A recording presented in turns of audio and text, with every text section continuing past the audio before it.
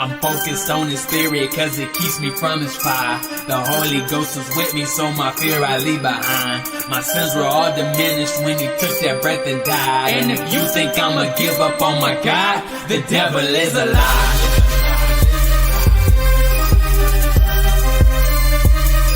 The devil is a lie.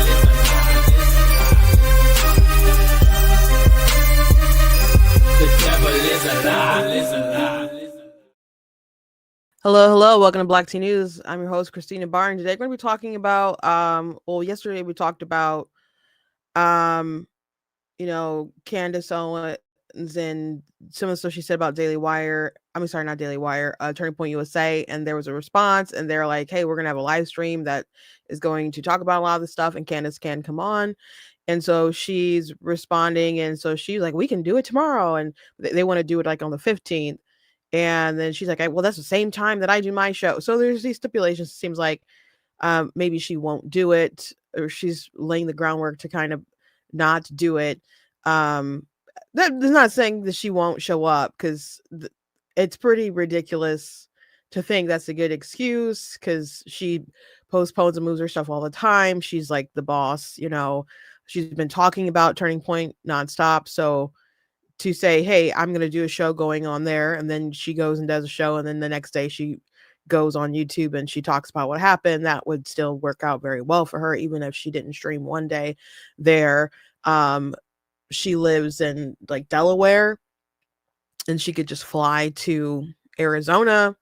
She's been on longer flights. She's married to a man in the UK. So it's just seemed, I don't know. I said yesterday, I'm not going to say that she's not going to show up. I don't think it would, if they set it up that they're like, here's a clip of what you said, and they play a clip and they're like, can you respond to this? That's not going to go well for her. So, if that's what they're going to do, I don't know why she would want to walk into that. And they said that they're going to have several guests. So to me, it sounds like a struggle session. So anyway, we'll talk about that a bit. We'll also talk about in the Supreme Court case that was going on with New Jersey coming after Pregnancy Crisis Center, because Clarence Thomas, Justice Clarence Thomas, there was a section of the back and forth where they admitted that there weren't any sort of complaints about the donors about the pregnancy crisis centers in New Jersey wants like their donor list and other things like that, because they don't like that they are against like the abortion pill.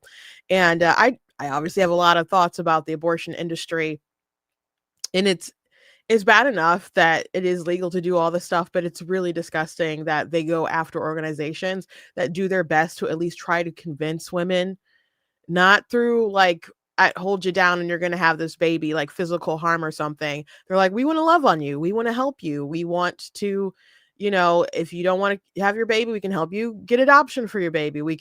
You need some like financial help. We can help you with diapers and other things like that. And they're like, nope, we don't want places like that to exist. I've seen it multiple times across the country. Even in Michigan where I live, the governor vetoed money in the budget that could have gone toward encouraging adoption rather than abortion, and toward pregnancy crisis centers. You had Keith Ellison in Minnesota. It's so funny that their state is just ripe with fraud for the Somali, immigrants who are in the state, and they want to cover that up. And people want to just attack people and say that, oh, that's white supremacy if you come after these folks and other kind of stuff. But they go after pregnancy crisis centers and think that they're the absolute worst, and they're tricking people and all this garbage. So want to talk about that and a bit of the fraud stuff. We'll see where our time is. So someone said, I wish we didn't have to talk about Owens. I'm so over it. I think I think if more people had talked about her earlier, which I was trying to encourage, man, I guess we wouldn't be in this predicament now. I have some words for Turning Point, and I guess it's a bit of a rebuke and or a correction, I guess, which those things are like the same as long as it's kind of loving. But I didn't always agree with Charlie and how he handled some things um regarding Candace and Tucker, or is one of those things. So he didn't address the stuff, and now it's attacking everyone else that's left behind. So yeah, I have some thoughts. I'm definitely not going to talk about the whole hour like I did yesterday.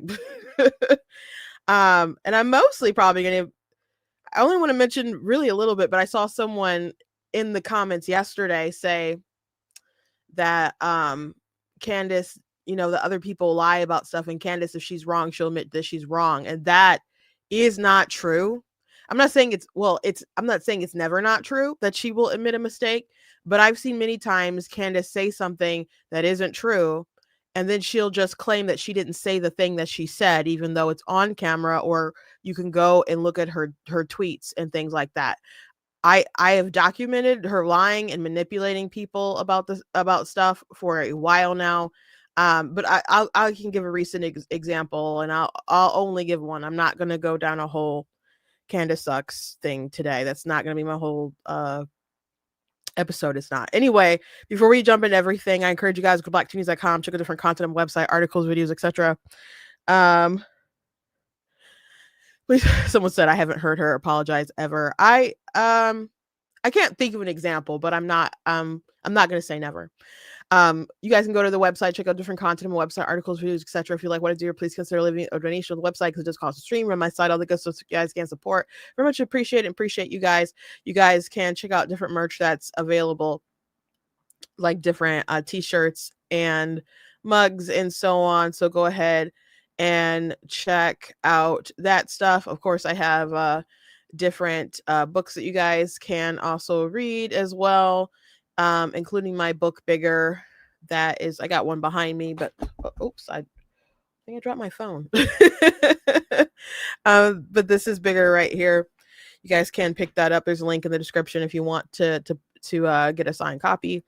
I also want to encourage you guys. I don't have anything pulled up right now, but my sister Tina, who's the artist, I love to talk about her. If I don't want to usually want to talk about her, or take up like 10 minutes. I'm not going to do that right now. TinasTextPortraits.com is her website, and she just has a lot of really cool art, and she could always use the exposure. To be frank, she could always use some more sales. So if you are looking for some interesting things to get for Christmas, you guys can check out different stuff. This is her, well, she's got Bigger on her website right there. So that's the book. But she has paintings, she has text portraits where she draws out something. Like the first image was of that Jesus, and it's just made out of John 3:16. So she does custom work of that, but she's got a cool Trump and stuff. But she's got lots of art, little teeny tiny portraits. They make great gifts. They make if you got Secret Santa, if you got a coworker, you got to get them something that's cute that they can put on their desk. Something. She has people who buys text like little teeny paintings from her and just have them all over their house. So she's got hundreds of those. So many you can get from like pop culture, anime, horror. So she has some like real refined art, landscapes, all kinds of things you guys can check out. And I encourage you guys to just go see what she has and pick up something for yourself or someone that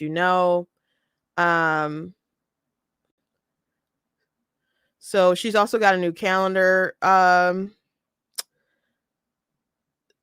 aquatic print is pretty nice. That she has. I hope she puts on bags or something. So she's got big ones. A lot of them are little, but she does have. She's got her cursed art. But I really like this one right here.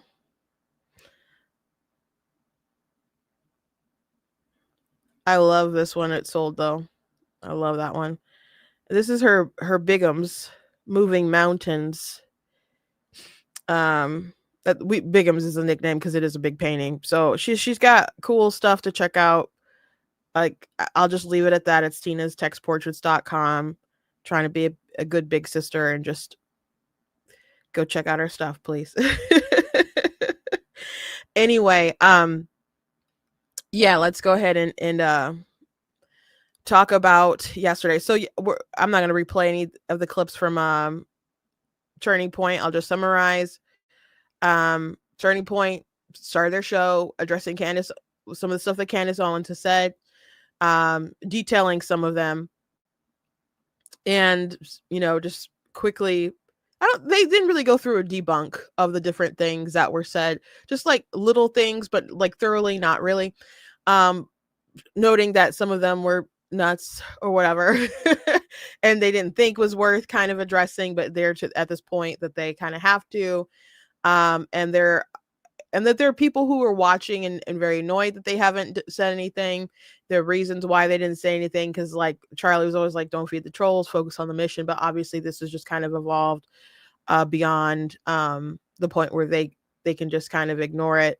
And so they just went ahead and said something, and they're going to set up a live stream. They said they're going to set up a live stream, and that Candace Owens was welcome to go ahead and come and participate. So she also put out a tweet saying that it didn't work for her. Let me see. I can because Blake, let me read Blake's email and I can read her email.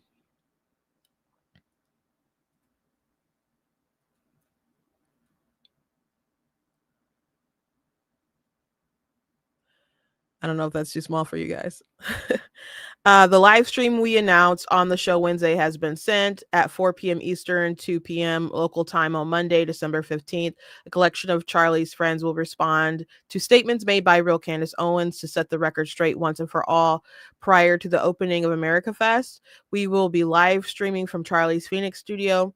Our offer from yesterday holds. If Candace wishes to join us in person in Phoenix, she is welcome to do so. She can let us know by the end of today. And so she said, kind of weird how you didn't email or call me to ask about times or availability and chose to instead tweet this confirmation out at midnight. Why am I learning about this on X? As if she's not on X all the time, and we're not all on X, and she wouldn't have heard about it. December 15th does not work in person, and 2 p.m.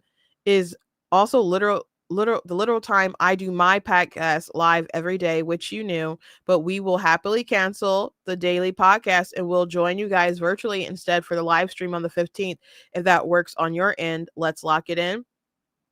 So the offer was not, we're going to turn it into the Candace show. I mean, it's about the allegations, but a lot of it, and the reason why they felt they needed to address it was because of how her allegations are hurting Turning Point and hurting a lot of Charlie's friends, and how they've been harassed.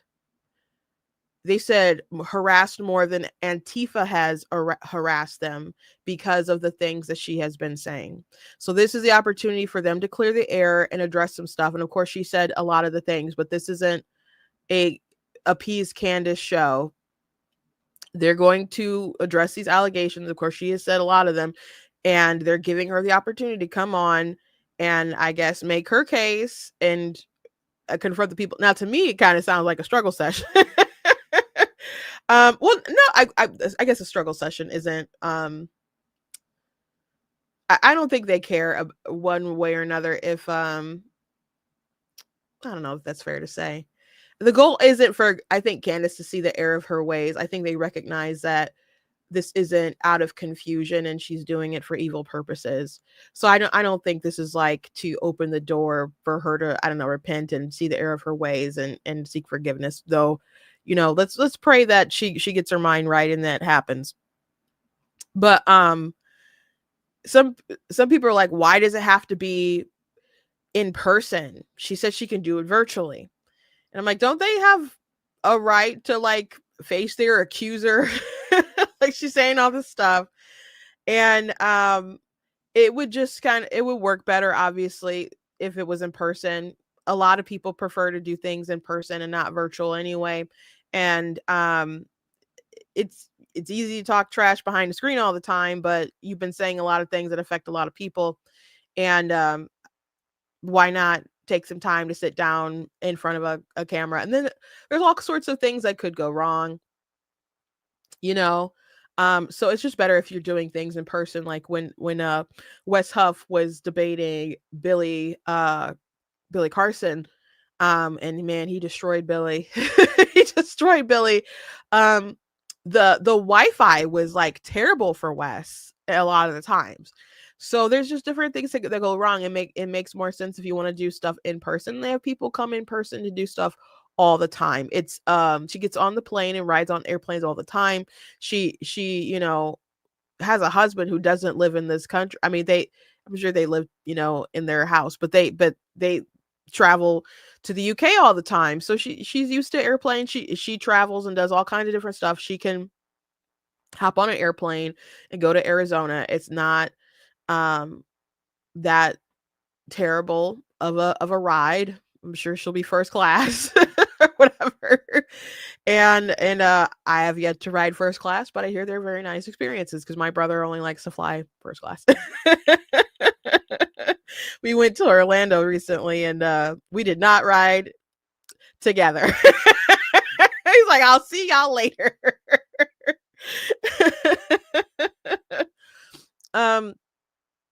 But I do wonder who would be there if Josh Hammer showed up and was like, by the way, you accused me of having advance notice of killing Charlie Kirk, of being a part of it, tweeting that, and that's what you implicated me in that. And then she lied about other stuff that was just so stupid. So I mean, it would be interesting if Josh Hammer or even Seth Dillon, I don't know if Bill Ackman, who she accused of like threatening Charlie Kirk and other folks, will all be there to say their piece, if it's just gonna be people from Turning Point. Even if they do sit down and have a conversation, unless it's Erica, she already said that unless Erica tells her to stop, she's not going to stop. But even if Erica did tell her to stop, she might just, I mean, she's already kind of laid the groundwork of Charlie was controlled his whole life. Then Erica could be controlled and stuff too. So if she does this, I don't think there's really any way back for her. I mean, there's still gonna be people who support her. A lot of people who watch her content aren't even from this country. There are people who do want to see the right fall. They're left wing, and she's been saying stuff to appeal to the left, to appeal to Muslims, and all kinds of different stuff. So she's heading in a different phase of her life. Now, I always think it's puzzling when there's a lot of people on the right who still like Candace Owens. And I already mentioned at the top of the hour, but I know that we're not that far in the hour, but just to reiterate, someone said that Candace Owens always apologizes, or not always, but she apologizes if she gets something wrong. And I replied to that person. I said, Candace Owens will legit say something, it'll be proven wrong, and then she'll just pretend like she didn't say it, or that wasn't the implication. So I have an example. So she this is in the midst of like right after Charlie died, and she was saying a lot of things about stuff going on in Hamptons and Bill Ackman threatening Charlie Kirk and Seth Dillon and other people being there. And I think Josh Hammer was supposed to be there and stuff too. Everybody came out and said that's not what happened. Turning Point staff said that's not what happened. And she also had said something about there was a bribe from BB for $150,000 to like stop platforming Tucker, or to talk bad about Tucker and other kind of stuff. And then she said, I don't know where people got this idea that I was saying that Charlie Kirk was converting into being a Catholic, and I don't know where this $150,000 thing came from. So she said stuff about the money on her show. And she said on her show also, I don't know where that came from. Now, some people took issue with the fact that yesterday I said I'm not watching 40, 50 videos of Candace Owens and her rabbit hole stuff. I'm like, how can you critique someone if you're just watching third-party videos? I've been watching her content and talking about it for a while. I know that she's a liar. I know her tactics. I'm not going on these new rabbit trails, at least not every single one of them, to I don't know, just make more content, clicks and views. It's not that important to me. But she does tweet a lot. She does tweet a lot. I can judge her off of the things that she puts out there. Not everything that she says is on her stream.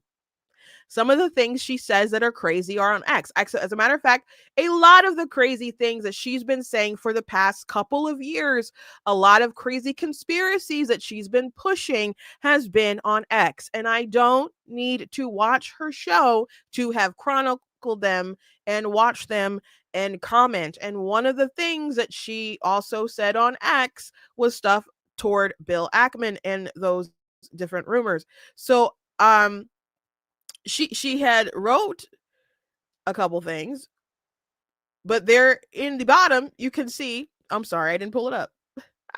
Sorry. As a follow-up and separate question, do you know anything about the alleged $150 million BB offered for an anti-Tucker Carlson campaign? And then she said, I don't know, where did that come from? As if she didn't mention it in her show and she didn't tweet it out.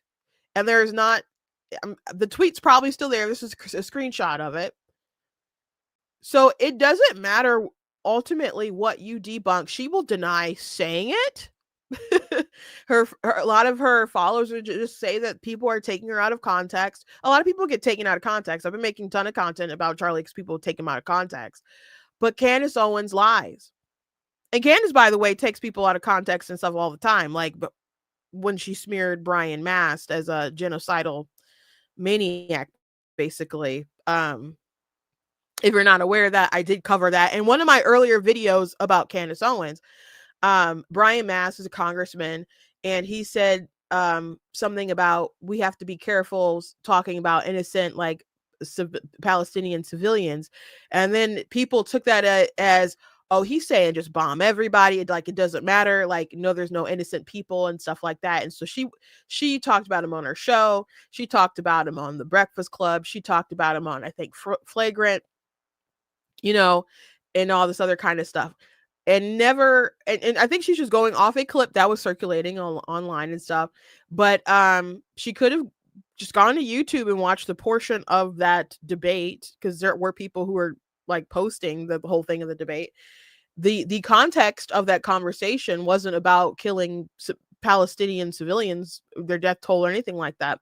The context was that they were discussing a bill that was supposed to stop like dual use items that could be sent for like foreign aid or whatever.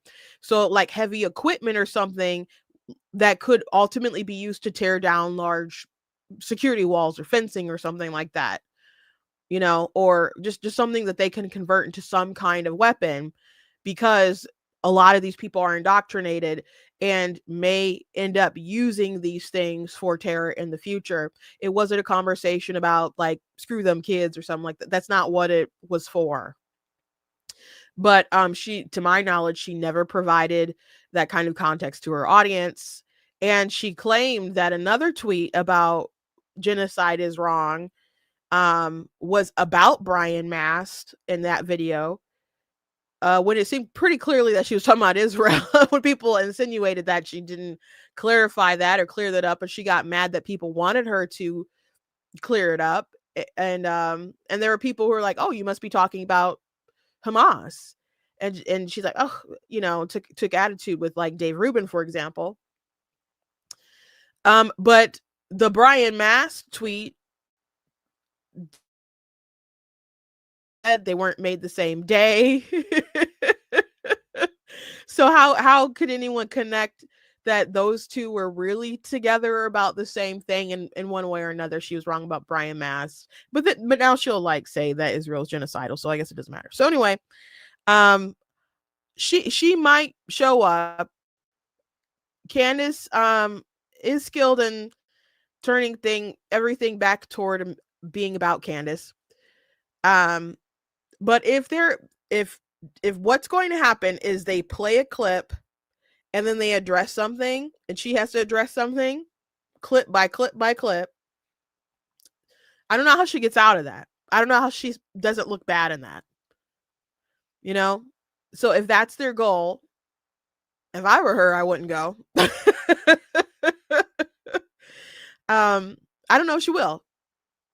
And that CNN video, they said like really simple things and she looked crazy.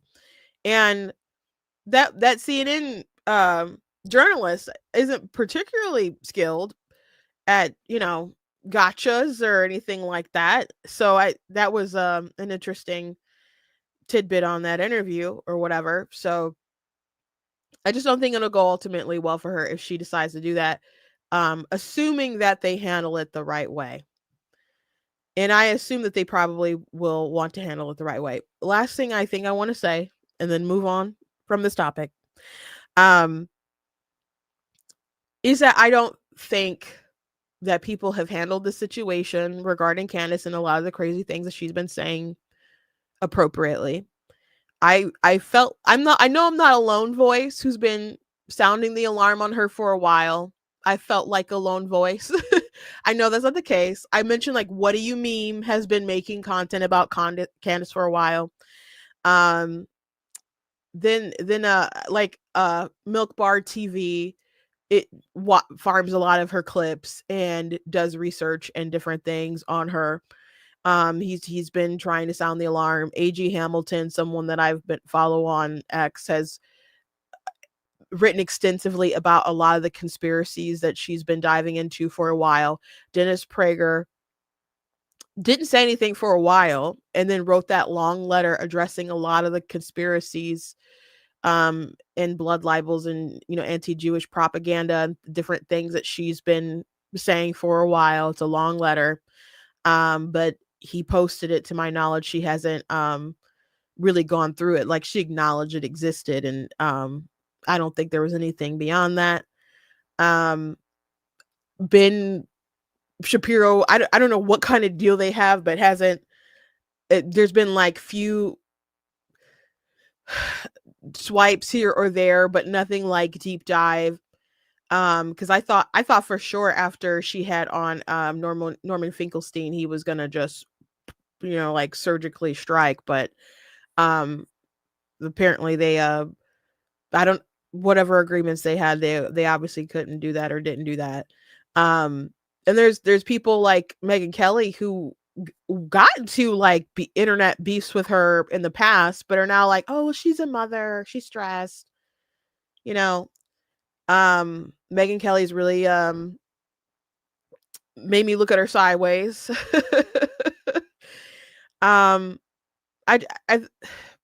It's gone on too long. The monster's grown quite large, but it's not new. It's not new. And there's a lot of people on the left who've been like, she's said crazy stuff all the time.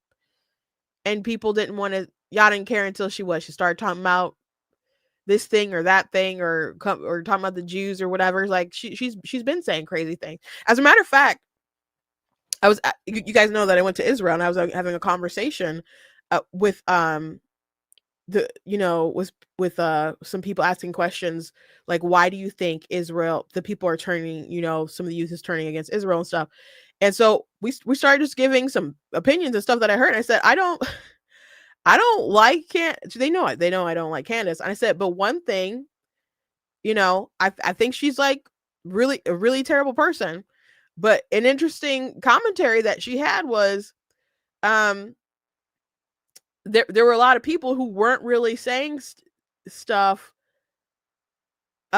until she started saying stuff about this group, or people started saying stuff about this group, but they were silent when a lot of people were talking about Black people. And she talked a lot about Black people herself. or they didn't like woke stuff against other people or group. It could have just been white people or whatever. But she would say, oh, but all these people now want to come against the what's going on in college campuses and so on and whatever. And I mentioned there's left-wing people who are like, Candace has always been saying terrible things about Black people and other folks, but nobody really wanted to say anything, and they just kind of ignored it. And now she's saying all this like anti-Jewish stuff, and now people want to, cancel her. Now I think Candace, I've always had criticism for Candace. You could go back in my Facebook and find me criticizing her when she said, "I don't care about George Floyd." So I've always taken issue with some of the things that she said or how she said some of the things that she said. So I guess I'm glad I've always been a critic. I haven't always been like, she's terrible. I've defended her. I've as well when I've thought she's being was being treated when she's being mistreated. I'm like trying to mix treated unfairly and mistreated. So she was treated unfairly at times, and I would defend her. But she's been an issue for a while. And Charlie obviously knew that she was an issue for a while, but they were friends. And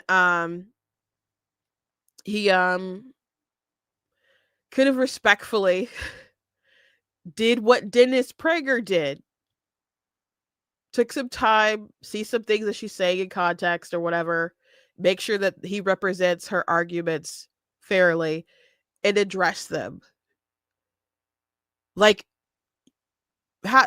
Allie Beth Stuckley like did a great breakdown of like how you biblically, correct people, how you investigate and not bearing false witness and spreading gossip and things like that. And it was such a good biblical breakdown and such a good biblical rebuke of Candace. I knew she was going to flip out, which Candace did, and was very upset by it. But you can try to address people privately, but when you say all this stuff publicly, sooner or later you're going to have to address it publicly. We commentate. Now I understand people not wanting to go after their friends. But when they're in such error and affecting so many different people, like why wouldn't you? Why wouldn't you? I guess. And that's what Ben asked Megyn Kelly, like, well, why won't you? Is the question, So I don't think Charlie, I can understand why he didn't act. I think he was wrong. I also think they are wrong to continuously keep having Tucker Carlson. I know he didn't like being bullied. And some of these people, they're like, oh, just, more debate. A lot of people feel like how he feels or whatever. But at the same time, you do control your platform and you do represent certain things. So I also didn't like them having Chank. It's one thing if you want to like have a debate panel or something, but them addressing the group or whatever. I think a lot of the stuff that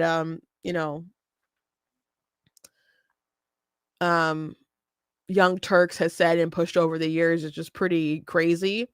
And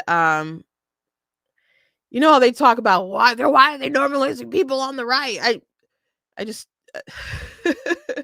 some people go on like there's always politicians that go on Fox News or whatever or in CNN in different places, and they strategically alter their messages on where they go.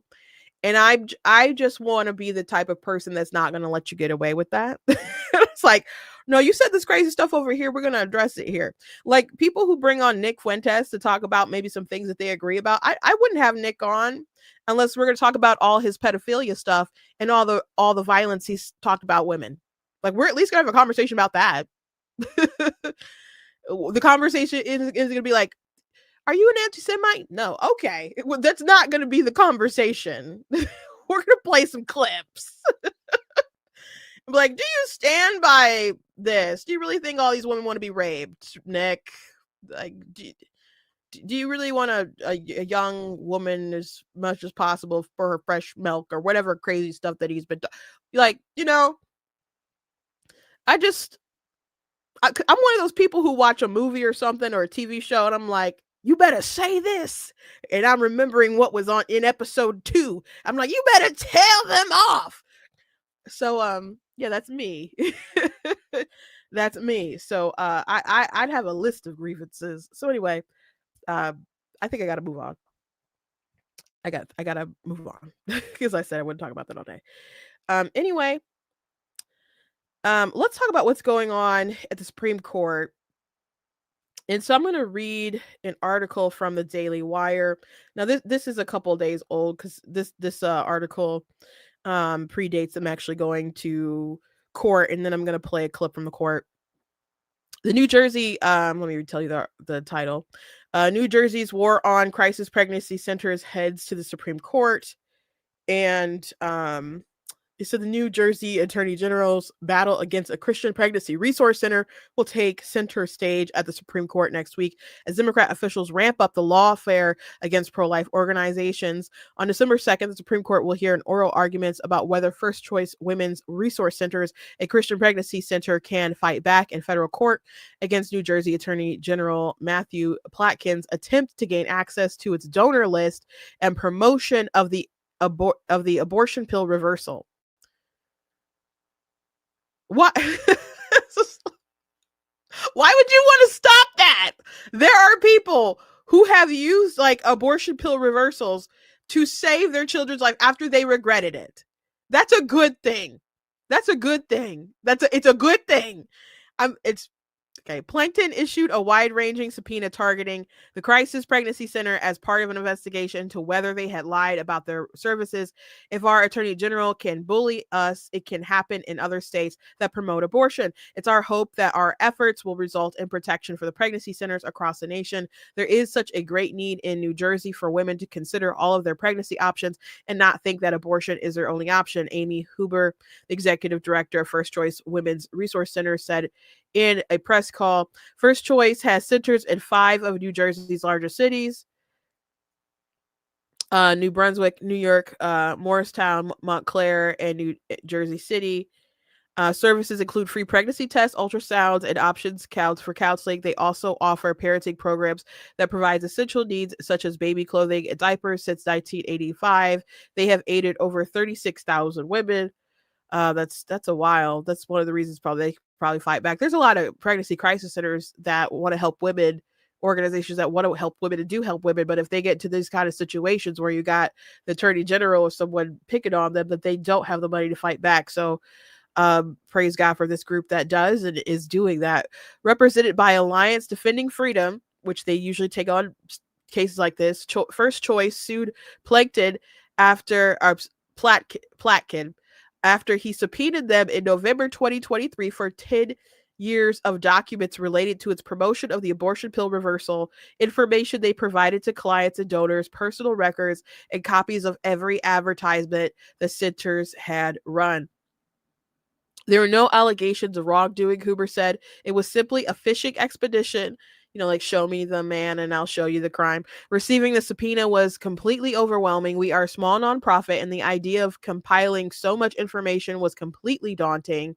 In June 2025, the Supreme Court agreed to hear the case after First Choice lawsuit hit snags at the federal district court and appeals court levels. The official question granted by the court is as follows: whether a federal suit challenging a issued by a state attorney general is justifiable if a state court has not yet issued an order directing the recipient to comply with the subpoena.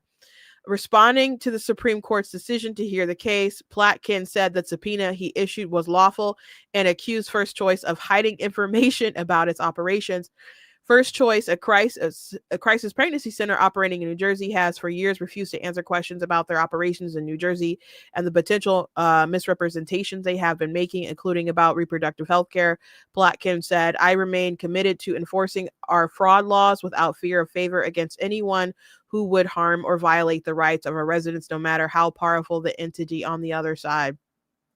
Alliance Defending Freedom. So no matter how powerful they are, so if they're just like a small nonprofit, you're still going to go after them. Alliance Defending Freedom lawyer Lincoln Wilson said that the central question before the high court was whether First Choice had the right to challenge Platkin's subpoena in federal court. Fundamentally, though, Wilson said the case was about First Choice association rights.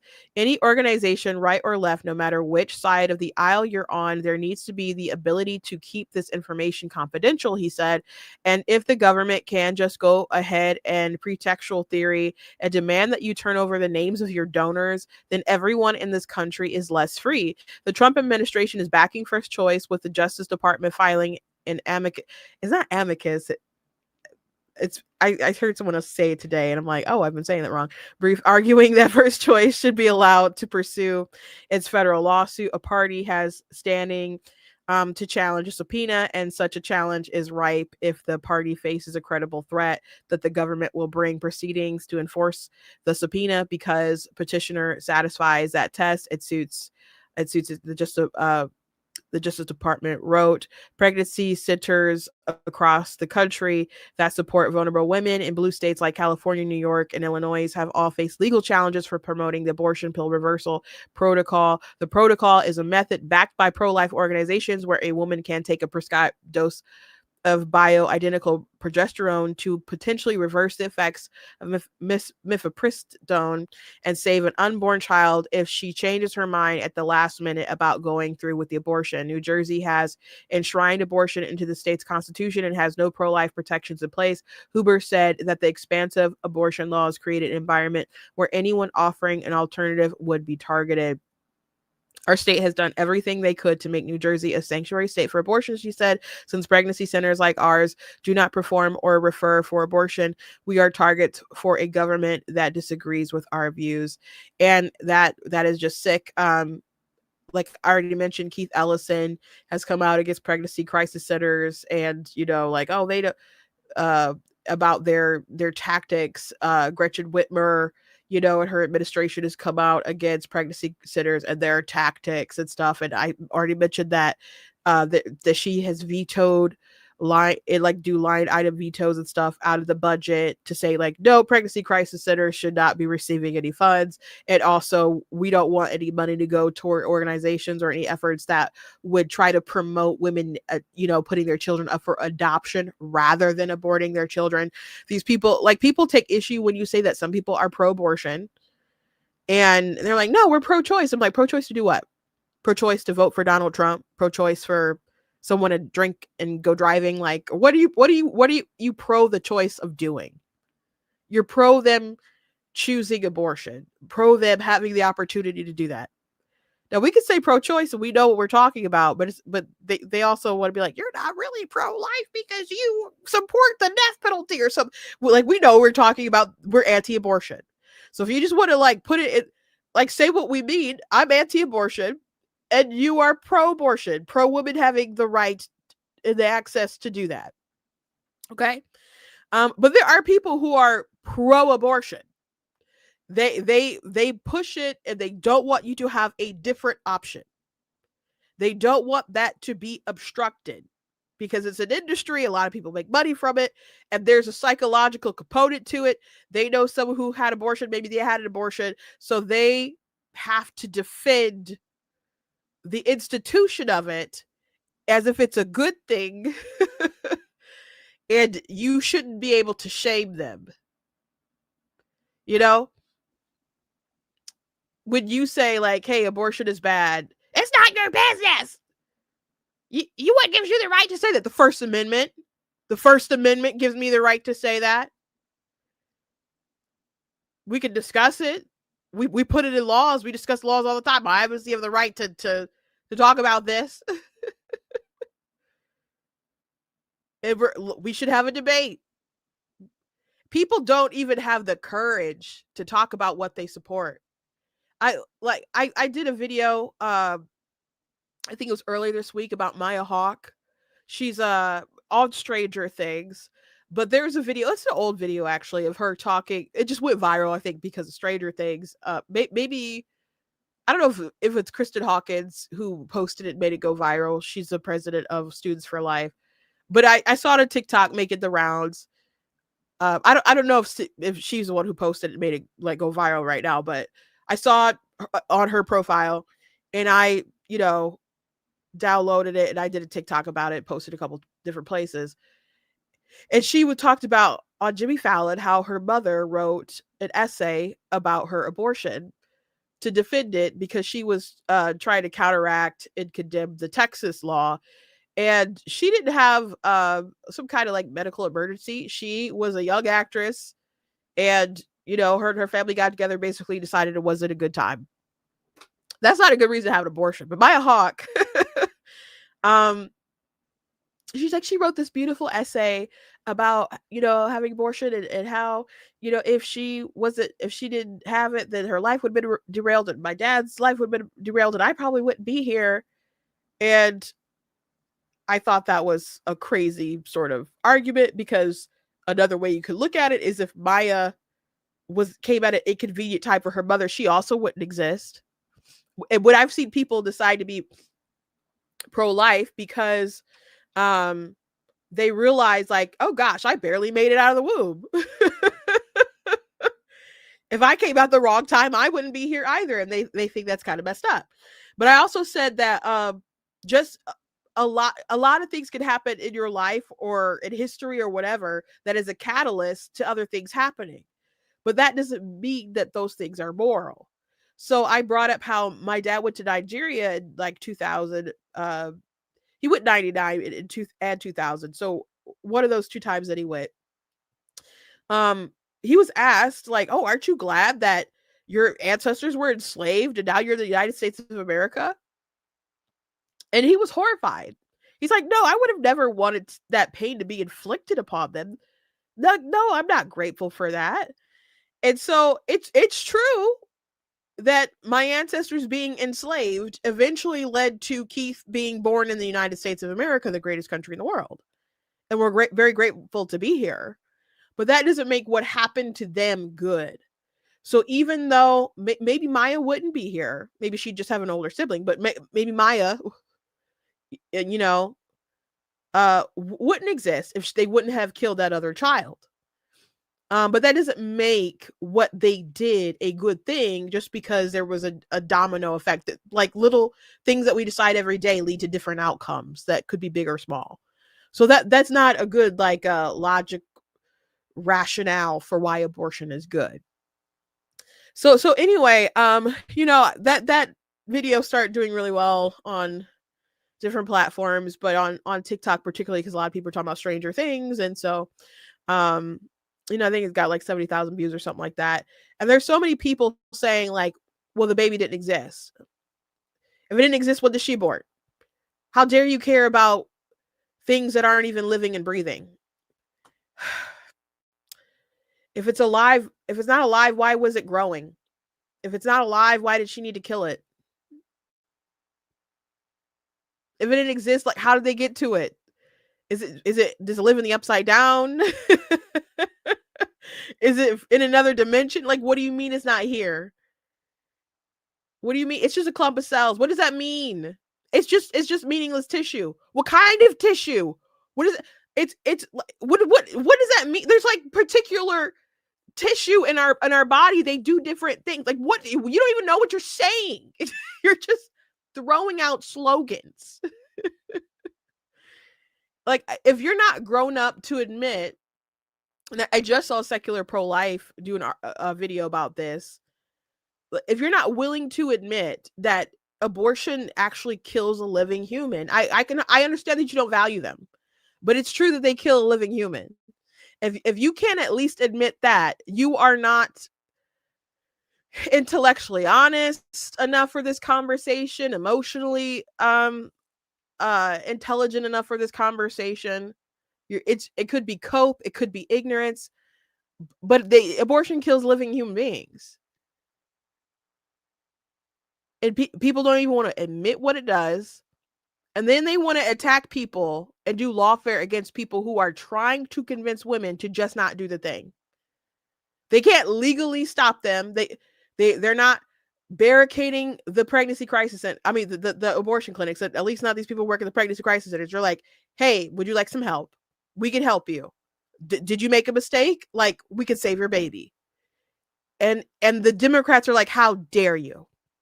How dare you? And the reason why they don't want the pill reversal to be a thing is because they don't want people to dwell on the fact of what they're doing. It's like these laws that they're trying to institute, where if a baby survives an abortion, they want to mandate that the doctors like have to give it life-saving care. There was a bill in was it no, Virginia was a different bill. Like, there are different federal there were federal bills that they tried to pass in Congress that the Democrats voted against. Different Democrats said the wildest stuff, trying to support why we shouldn't mandate doctors to save the preborn if they survive their abortion. But when Obama was a state senator, they debated that in Illinois. And Obama, he ended up like saying like, is this just really to hinder their decision to have an abortion? Because he was against that. I mean, he was against the bill, but they don't want to hinder that choice, because if they can survive, it reminds people that they are killing someone. That's what it's about. So they don't want, if a mother's like, oh my gosh, I made a terrible mistake, which a lot of women do immediately feel like they've made a mistake. There's a lot of people who cope and they just are more pro-abortion, you know. But there are women who suffer with that for the rest of their lives. I am aware of women who have had like reversal pills, and then they get injections and stuff of like the progesterone to keep their baby alive. It is possible to save the baby. Why wouldn't the government, that's supposed to have an interest in protecting life? It's bad enough we allow abortion to occur, but you won't even allow persuasion to happen. It's disgusting. It's absolutely disgusting. So shame on New Jersey. Big shame on them. But let me play this clip from the Supreme Court where they admit that they didn't have any sort of complaints before they issued all this stuff.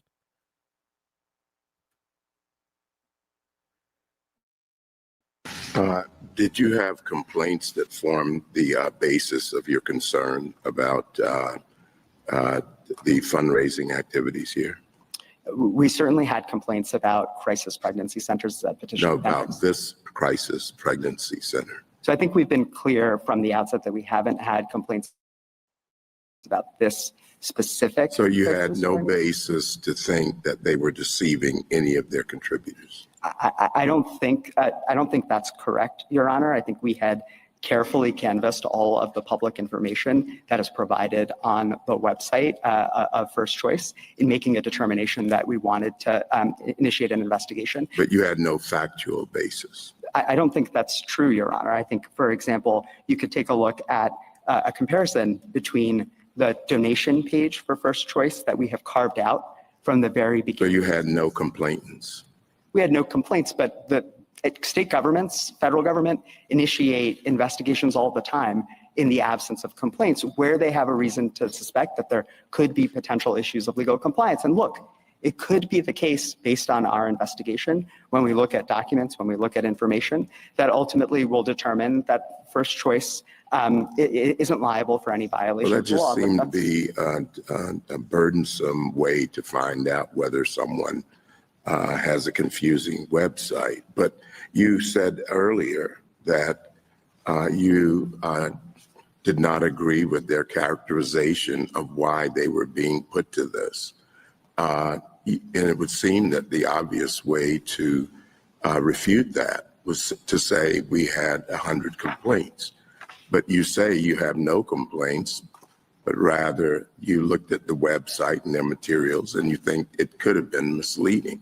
So why is your characterization any better than theirs? So, Your Honor, I'd point you to the Turner Declaration, which is at pages 400 to 401 of the Joint Appendix, which lays out the predicate for the state's investigation of First Choice. And we had concerns in 4 buckets. We had concerns about potentially misleading donors. We had concerns about the unlicensed practice of medicine. We had concerns about patient privacy practices. And we had concerns about potentially misleading or untrue medical statements. So I think we had a more than ample basis to initiate this investigation. But you had no complainants. And we had no complaints, but I think that, Your Honor, that goes at most to the merits. That doesn't go to the standing analysis. So it's like, you don't have complaints. Do you have any victims? But you want their donor lists so bad. You go on this fishing expedition. the consequences of them getting away with some stuff like this would just be massive, I think. When they went after James O'Keefe, I think they wanted his data, they wanted his donor lists and things like that. And they went after him. Do you guys recall why they went after like Project Veritas, which he's no longer associated with Project Veritas, but why they went after James O'Keefe? It was with the Joe Biden's daughter diary. And I heard people talking about the diary, and I'm like, that seems way too on the nose. For if you wanted to parody Joe Biden, if you wanted to plan a story about him being like a terrible person. I wasn't convinced that it wasn't true, but I wasn't convinced that it was true. It just seemed like I said, too on the nose, like too kind of sick and terrible. And I had heard that it was around or whatever. And then you hear that James O'Keefe was like raided about this. And I'm like, oh, this is true? I'm like, this diary is true? Oh my gosh. They really drew more attention to it because that would have just been in my, not for a lot of people, they were just accepting it or whatever. But to me, it probably just would have been something floating out in the atmosphere. But I'm like, okay, your reaction is telling me everything to this right now. People's reaction isn't the only thing that proves that it's true. But why would you raid James O'Keefe over a fake diary? And of course, we know that it's true. And there was people convicted for like having the diary and passing along and stuff like that, which is insane because a lot of people don't talk about what was in it. I mean, I think the people on our side of the aisle have talked about what was in it, but his daughter talked about like having inappropriate showers with their dad. And that's weird. That's weird, especially and I said it's too on the nose. You see these compilation videos of Joe Biden hugging on children, sniffing on children, and it's like it's a little too much. It's a little weird. So then there to be a story about his daughter saying that she had inappropriate what she believed were inappropriate showers with her dad, and that's in her like intimate diary. And then that becomes like public knowledge. That floating again, it just seemed too on the nose, stranger than fiction, I guess. And then it ended up being the case. But anyway, they raided his stuff. They took stuff and stuff. I think one of the reasons why they did that, other than they were coming after him because it was Joe Biden's daughter and stuff, is that they did also want his different files and donor lists and whatever. I don't know what all kind of information they retained, but you think they would admit that they kept all that stuff.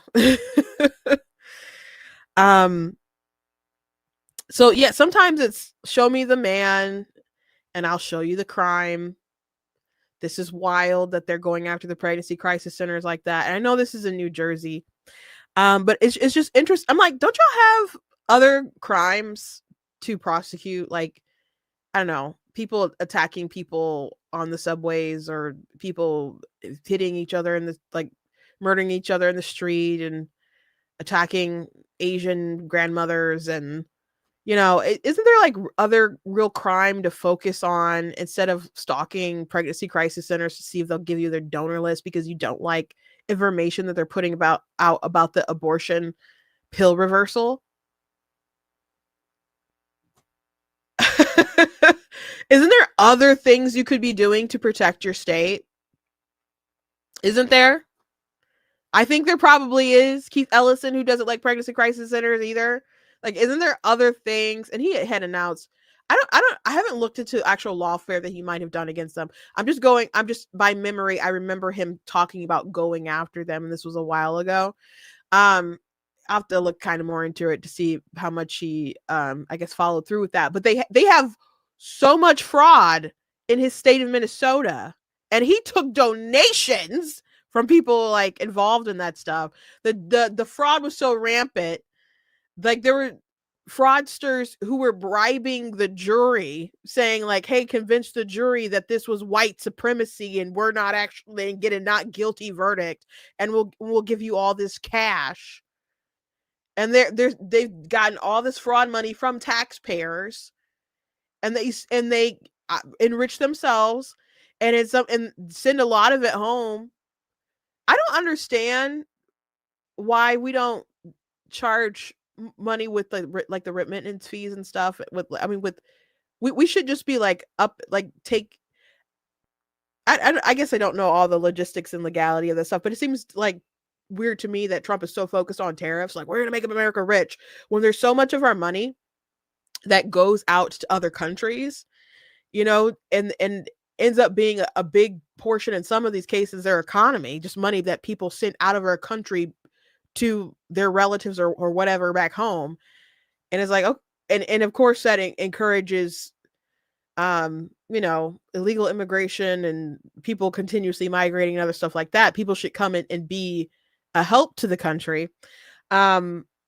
Why, I guess I don't understand why Trump doesn't focus more on those kinds of numbers. Like, I know, because I always thought that, and I know Ron DeSantis, when he was running, he was like, we could just do this. And I'm like, that sounds great. And I know Trump didn't mention it, but that seems like something I think really should be instituted, because I think that would cut down on illegal immigration. Trump's not always going to be president, obviously.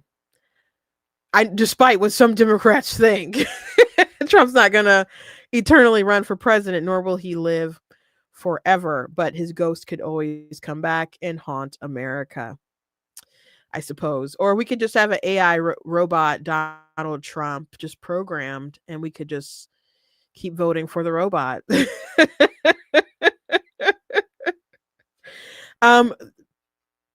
So I want to play this clip from the president of Judicial Network talking about this case a little bit, and then we're gonna call it a day.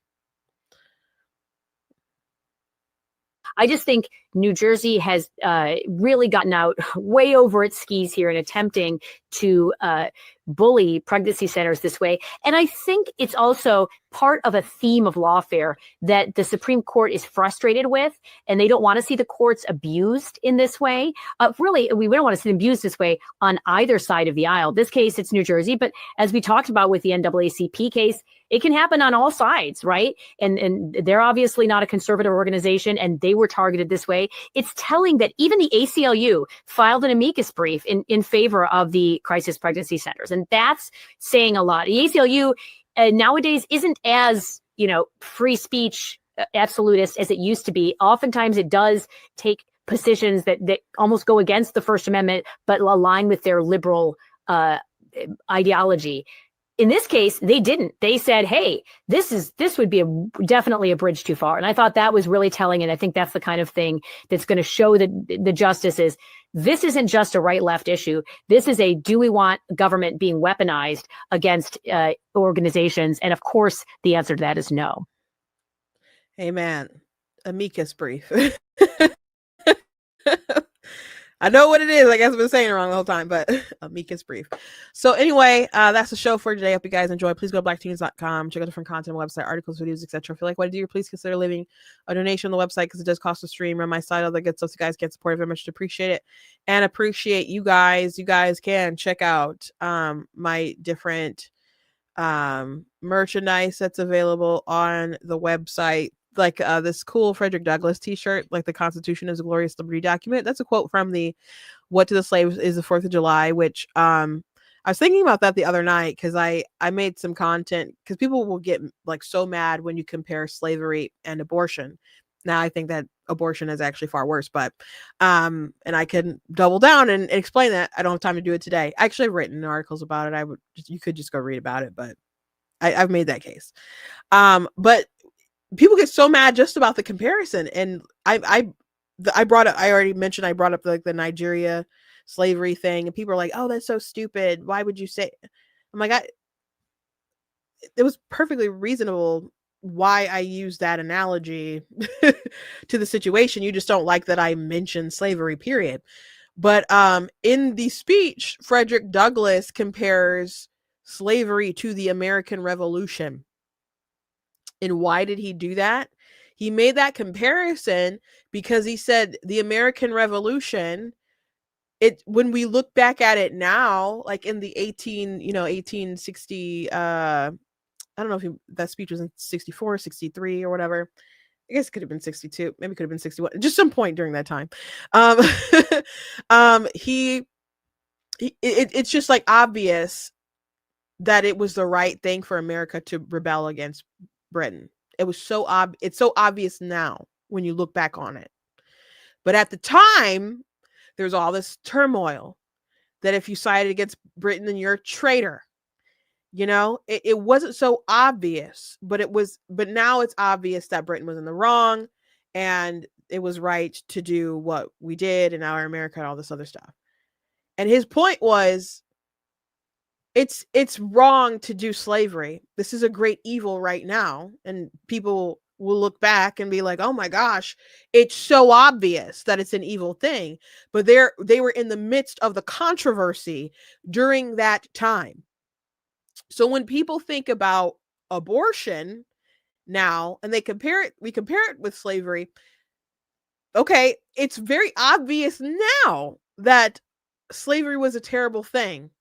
But in the 1800s, that was kind of controversial.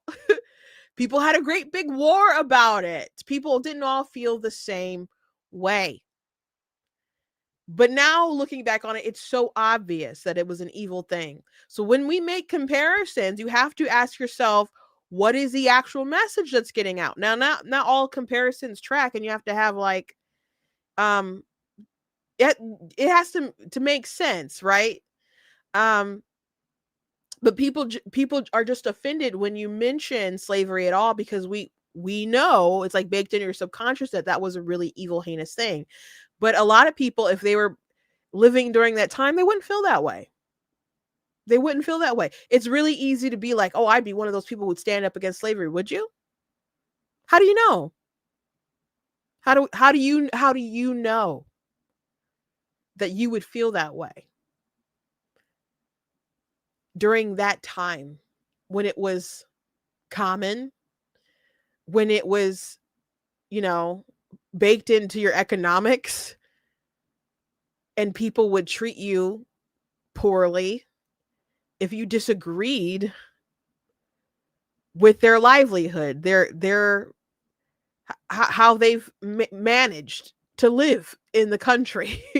It's so baked in. You just know that you wouldn't support it. I hope you wouldn't have. But let's be legit. A lot of people who think it's so gross now would feel differently if they were back in the day. And their ancestors probably they can look and see, oh gosh, they were slave catchers, So people get so offended because they know it's a great evil. And I hope not too far in the future that people will look back and say, oh my gosh, we killed 1 million babies a year. People used to say that they're a clump of cells. It's so stupid. People said they weren't alive. People said they weren't breathing. Like, they got oxygen. They can pump blood through their own hearts. Like, people said that crazy stuff. People really aborted their babies at 32 weeks because they just found out they were pregnant. That's a real story, by the way. People really found out their children had Down syndrome and killed them. Doctors really decided to get rid of blind people by testing them and not implanting those embryos like that. Hopefully one day we're all like, yeah, that was evil. And I hope that day is soon. I hope that day is real soon. Casey said, thank you for covering this. You're welcome. You are welcome. This is the issue that's really important to me. One time I had some really viral stuff about trans stuff, and then a lot of feminists started following me, and it's like, okay, I'm going to talk about abortion a lot. I used to this would be like an everyday like rant. but we haven't really talked about it at length in a while. But my heart goes out to these pregnancy crisis centers. There's a pregnancy crisis center that my church we raise money for, and we donate stuff. We have like a fund, a fundraiser at the beginning of the year. We do it like a gala, and we raise money from that. And then in the summer, we also take in donations. But the money that we raise during that time, we buy stuff for the pregnancy crisis centers, and people also bring in donations. And then we bring all the stuff to the pregnancy crisis center, and like, here's the diapers, here's clothes. They have a list of things that they need, and we give it to them. And we're not like I don't know, some kind of gold standard partner or something. We're just like, there's a need, we want to help, so it sickens me that it's legal. It's in the Constitution where I live. I try to work very hard for that not to be a thing, but it's really sick that people treat you so terribly if you want to have the conversation and try to persuade people to not do it. And then they get offended when you call them pro-abortion. Anyway, thank you guys. I just one more reminder, please check out my stuff, obviously, but if you can check out some of my sister's stuff, I really appreciate it. On her website is tinastextportraits.com. I already showed some of her paintings earlier. This one's so nice. This one is she did an art gala 2 years ago, and so this is Fear No Evil. Yeah, they walk through the valley of shadow, death, I fear no evil. If you look like really closely, there's a shepherd with some sheep. Well, there's like, all these kind of animals that are kind of lurking to pick them off and stuff. So that one's really nice. She's got a lot of really nice stuff, but where's Bigham's? Oh, that's Bigham's. That's, about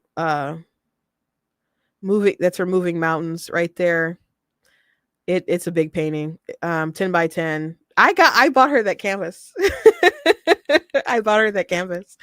For verily I say unto you that whosoever shall say unto this mountain, be thou removed and cast into the sea, and shall not doubt in his heart, but shall believe that those things which he saith shall come to pass, he shall have whatsoever he saith.